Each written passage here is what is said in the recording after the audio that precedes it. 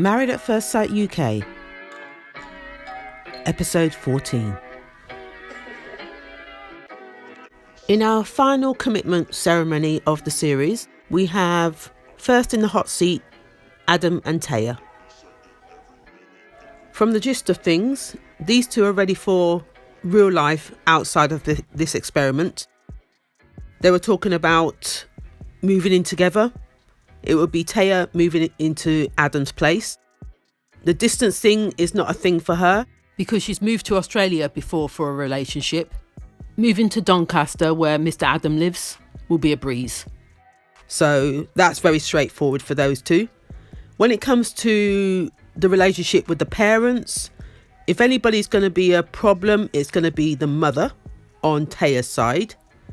Yeah, I believe it will be. And also the dad. But from what Taya was saying, the dad would love Adam once he meets him. I know he wasn't happy about her coming into this experiment, but once he meets Adam, I think all will be good. But I still have reservations about the mum. She's not going to be an easy pushover. Mel, the matchmaker, did think that is a big decision they're making, moving in together, the whole 9 yards. But as I said, it's been very comfortable. We haven't really had any problems. Everything's felt very easy and straightforward for them. Adam did say that he'd been living on his own for years, and the decision of having Taya to come and live with him was easy. He didn't have to think about it, no hesitation whatsoever. So, yeah, that says a lot already. But we'll see. We'll see. And then the topic changed to what happened at the dinner party with Taya and Amy. You know what? I'm not even going to talk about this. But I will touch on something that Mr. Matchmaker said about that whole scenario. He asked Taya, how did it feel when Adam stood up for you in regard to that argument? And she said, I like that he stood up for me, and no matter what, he's always there for me. And that's when Mr. Matchmaker turned around and said, that's what you call unconditional love. And then it went on to whether they're going to stay or leave, and they've both decided to stay. Our next couple in the hot seat were Frankie and Marilis. From the off with these guys, I did notice that these two were not holding hands or arm in arm on the sofa. So that's the first thing I noticed. The first question they were asked was, how was their week? Marilis did answer that this week has been quite up and down, and that Frankie has tried to be more positive. Then the other lady matchmaker went on to talk about the letters they received at the dinner party and how Frankie was quite defensive in regards to that letter. He tried to shrug it off like it was a joke, like he was trying to make light of it. But Miss Lady Matchmaker could see through that, same way I could. We all could. He was being very, very narky, very aggressive. He doesn't like criticism. We know that. He will try to deny it, but we all know that. She also said that, Frankie, you were already on the defensive before you even opened the letter. It's like you were bracing yourself for what was to come. Yes, he was. Like I said, he can't stand criticism. And also in the letter, they mentioned about him not being open and them not being able to see into the relationship. And then he tried to say that the only person I need to be open with is my wife, Marilis. Again, we're back here again. The whole point you're on the show is for us, the viewers, to see inside that relationship. Otherwise, what is the point of you frigging well being there? Don't waste my time. Please don't waste my time. I will say, with this particular commitment ceremony, I've never seen Marilis speak so much. This is the first time I've seen this woman speak. She actually had a voice. I want to applaud her.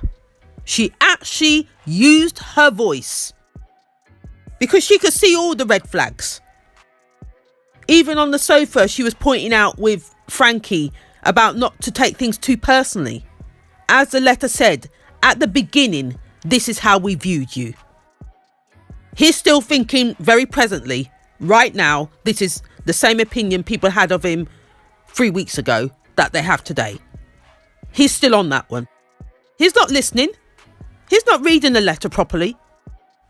He's making his own interpretation.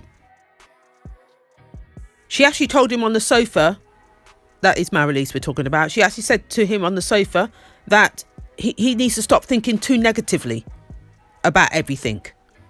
Stop taking things so personally.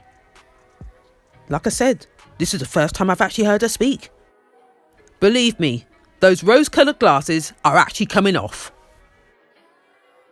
The next thing that was brought up was about the dinner party where he told her, when I speak, don't speak. Something like that, he said. Yep, when I speak, don't speak. He was saying the reason why he responded in that way was because he was coming to the end of what he was trying to say. Then she talked over him. He was very quick to react and was very blunt. And he said it was out of character for him. Out of character? No, darling. That's you. That's not out of character. That is you. Like we all know, he's very blunt with his words. That is his character. I also noticed when Frank is being critiqued by the matchmakers, he's always on the defensive. He's always on the defensive. Oh, it bloody irritates me. It really does. They're trying to tell him one thing. He's trying to say, no. You're reading me wrong. No. They're the experts. They're reading you right. And lastly, it was Mel, the matchmaker, that turned around and said to Marilis how she could see a difference in her coming out of herself, being more assertive, being more vocal, standing in her power. Yep, that's the word to use, power. And she did say to Frankie, don't take offence, because there's power in a relationship. Each one of you need to know where your power sits. And Marilis did say that she's starting to recognise that about herself, and it was also the other girls within the experiment that were telling her she needs to look at herself more and be more vocal and all the other things. And she's taken it all on board, and I'm glad she has. I'm glad she's waking up. She's not awake yet. She's just waking up. But good for her. And at the end of that, they both decided to stay. The next couple in the hot seat were Dan and Matt. The first thing the matchmakers touched on were that they have both said the L word to each other. Yes, these two have. I'm sure I've already mentioned it. But it was mentioned again at the commitment ceremony. And they did it virtually in their joggers. At home. Nothing romantic about it. It just felt right. That's what they said. The next question they were asked was more about the distance. How they're going to make that work. Matt mentioned that Danny's going to come to Leeds to stay for a little while, and vice versa. Matt going over to Northern Ireland for a little while. Then they're going to have to come to a decision of where they're going to base themselves, but they really want to make this work. But as Mr. Matchmaker said, there needs to be a deadline in regard to when that decision should be made. Don't keep prolonging it. Don't keep prolonging it. Don't keep pushing the date backwards. Have an end date. And he's so right. Been there, done that. And on that note, they had to make a decision whether they were going to stay or leave. They both decided to stay.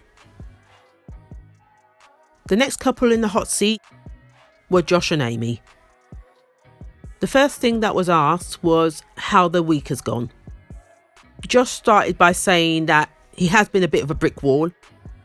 He hasn't been emotionally available for Amy, and he did take on board what the matchmakers had told him to do. I'm hoping Amy's seen an improvement on that.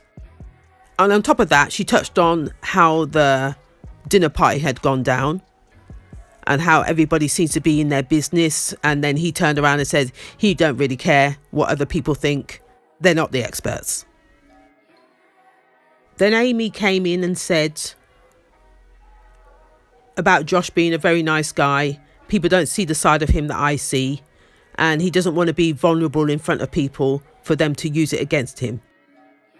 Hang on. Let me get this straight. Again, we're on a show. You put yourself out there to be on this show, to be vulnerable, for us viewers to see your vulnerability. Hang on a minute. Isn't that the whole point of the bloody show? Mr. Josh, Mr. He-Man, doesn't want to show his vulnerable side. You know what? I'm not taking that crap. I don't want to hear that rubbish. Don't waste my frigging time.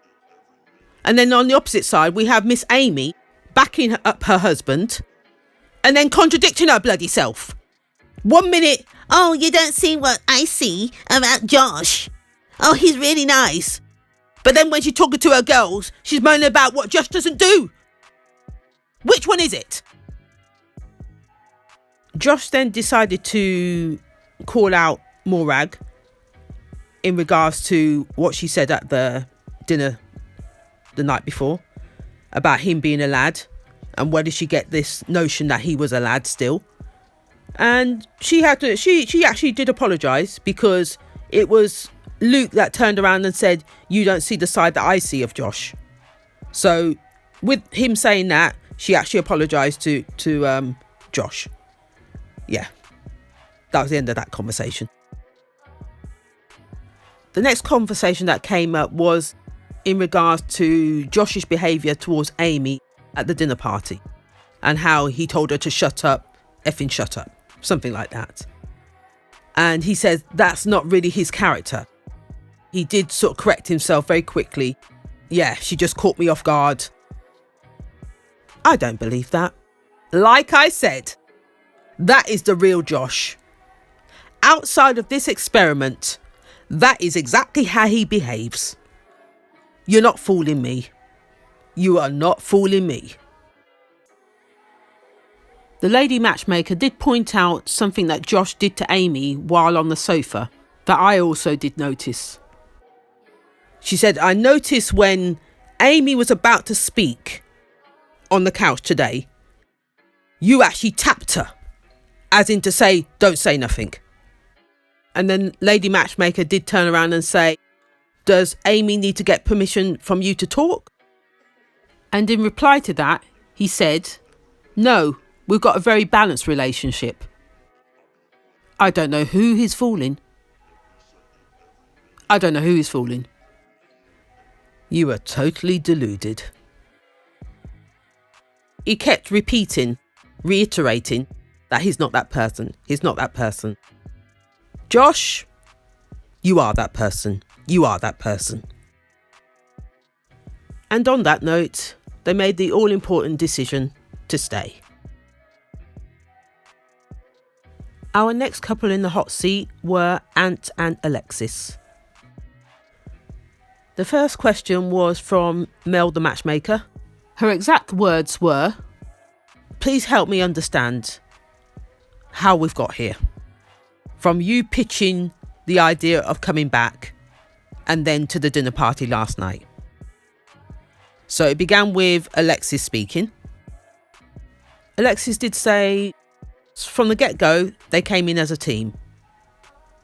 But by the second dinner party she felt all alone. They weren't on the same page. And she was still trying, even at the picnic. The girls told her to put it on him. And she was still in that headspace of wanting to try. However, Ant did speak up at that point to say, but I did let you know at that point that I wasn't feeling it. Did I not? She didn't really give an answer at that point. You could see she was getting uncomfortable. She started getting a little bit emotional as well. A little tearful.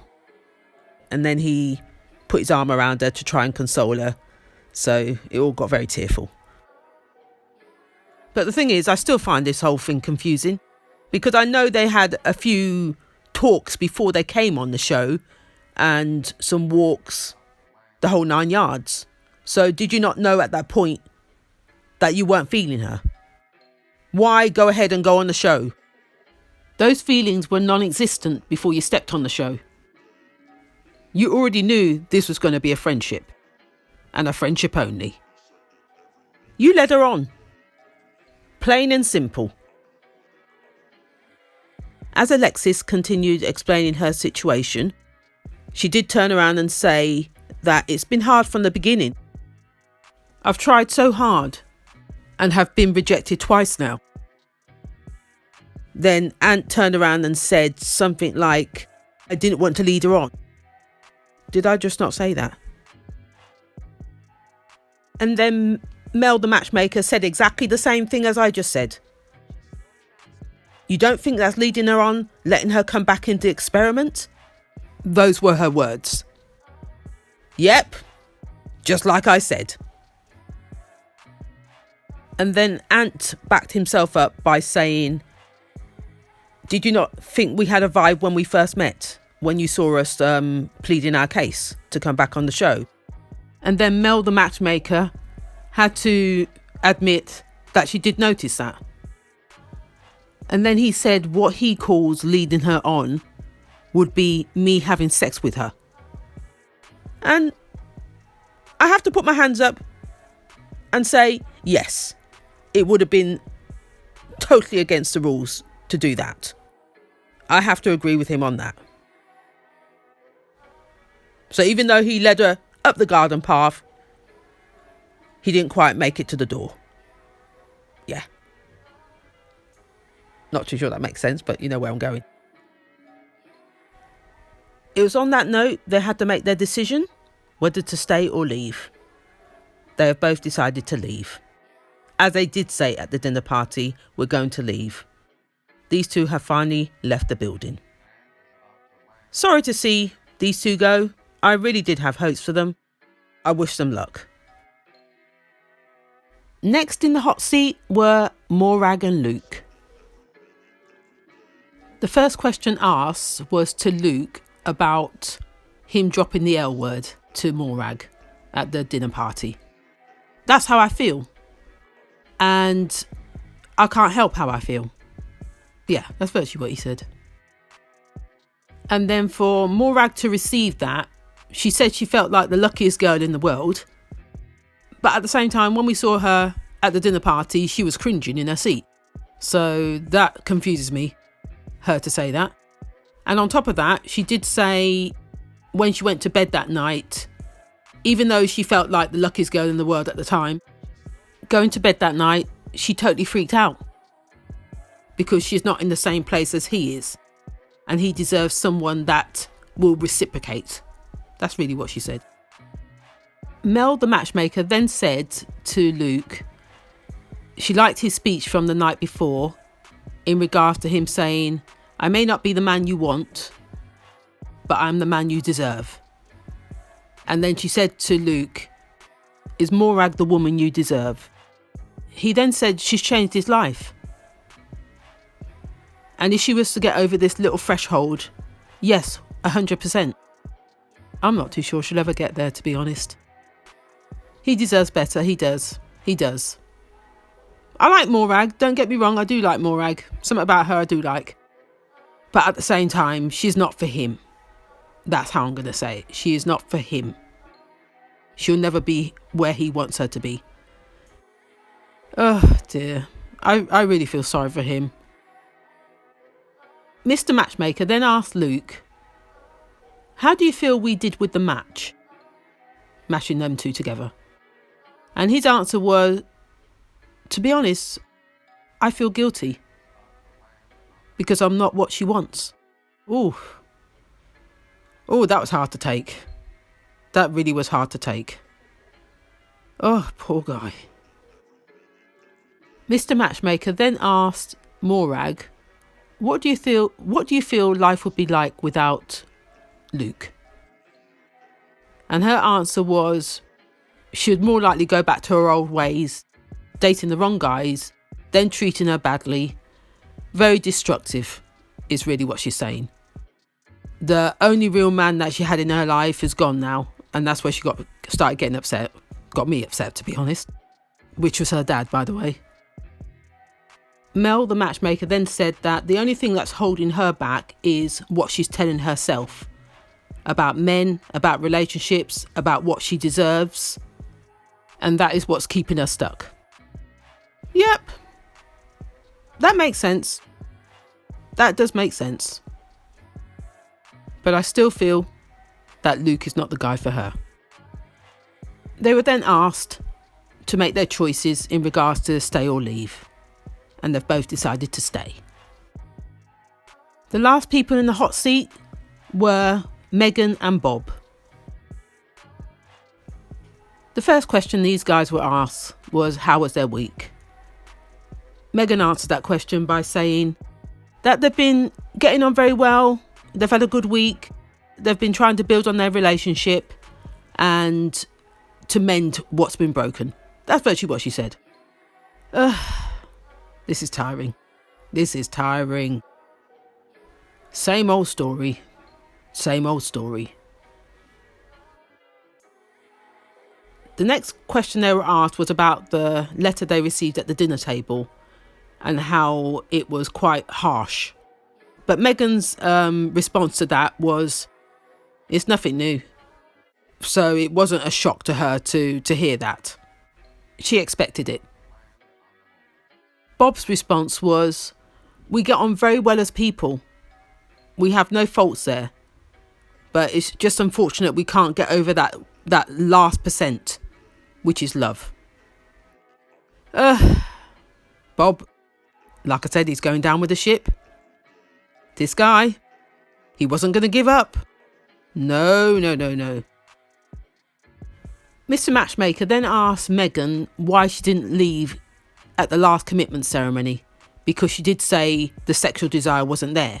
So why did you come back, he said. And she said she was trying because everybody kept saying to her, that can grow, the sexual side can grow. So she thought, let me keep trying. And the way she tried was giving massages, cuddles, kisses, talking about their past, talking about their feelings, everything to try and connect, but it just wasn't happening. That's really what she said. Yeah, that's what she said. They were then asked their final decisions. Megan said leave, but before she said leave, she did say, Bob is such an amazing person. He's just not my person. Yep, that's what she said. And Bob took it on the chin. Now it was Bob's turn to make his decision. He actually wrote a poem. Yes, he wrote a poem. I'm not going to recite the poem. It got me tearful. It really did. But at the end of it, it was time to leave. He put leave.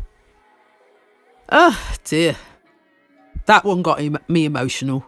I did like the words. So he's decided to leave as well as Megan. He did give it his all. He really did. He ended it with a hug. And then he burst into tears. And so did I. So on that note, I'm going to leave it here. If you like what you've heard, please like, comment and subscribe. And I'll see you next time.